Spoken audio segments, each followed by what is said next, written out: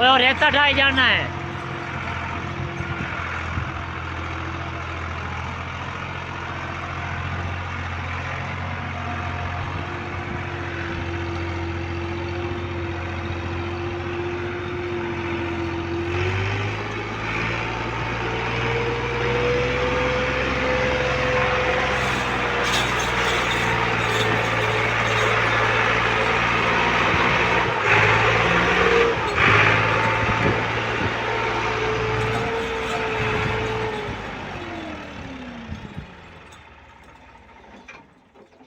जी भाईजान परफॉर्मेंस दसिया 60 दी दूई ट्राली हम भरते हैं तो फिर इकट्ठे निकलते हैं। वीडियो एंड तक देखियो इंशाल्लाह तुहानू मजा आएगा। गन्ना चुपड़ा अच्छा हुन से निकलनी ने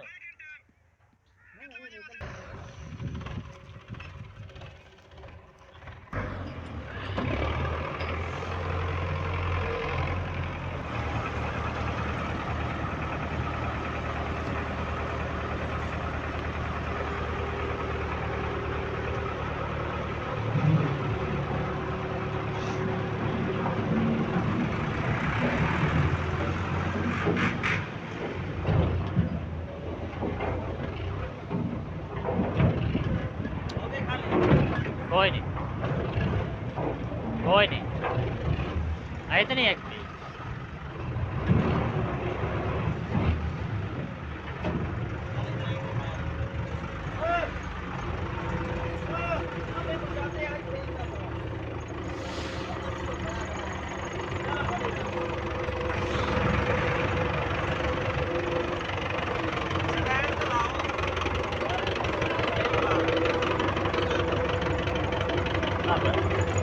ब्रेक ला लिए जी दोस्ता। आज चेक कर तेन मिला ट्रैक्टर की परफॉर्मेंस चेक करवाने। सामने आया खड़ा 16 फुटा। इनू आप रेते का लोड करके देंगे। पैप तो कट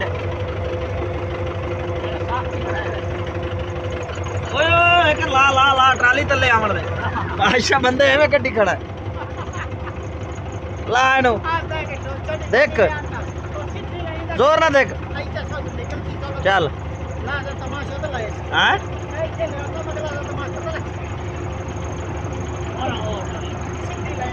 जी भाईजान आप पहुंच गए रेते वाले खड्डे ते। ट्रैक्टर आए ने अपने नाल 260 एक 16 फुटी ट्राली लेते अपने को 14 दूसरे को 14 भाई सलीम आया है। ट्रैक्टर की तुसी परफॉर्मेंस चेक करनी है इंशाल्लाह तुहानू मजा आएगा। आज से आप कटनी है से ओ सामने साईं तुसा वेख लो से दा खड्डा है।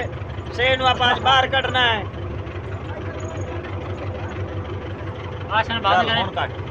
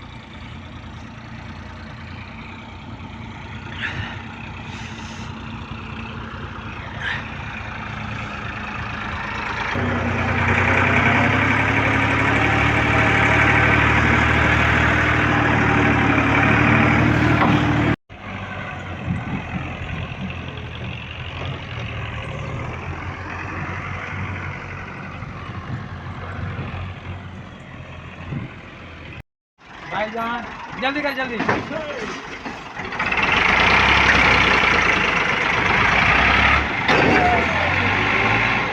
फंस गया। हाँ वेच मारा है सो। हाँ रंग ही ले और रंग ही ले आगे बम्पर तो।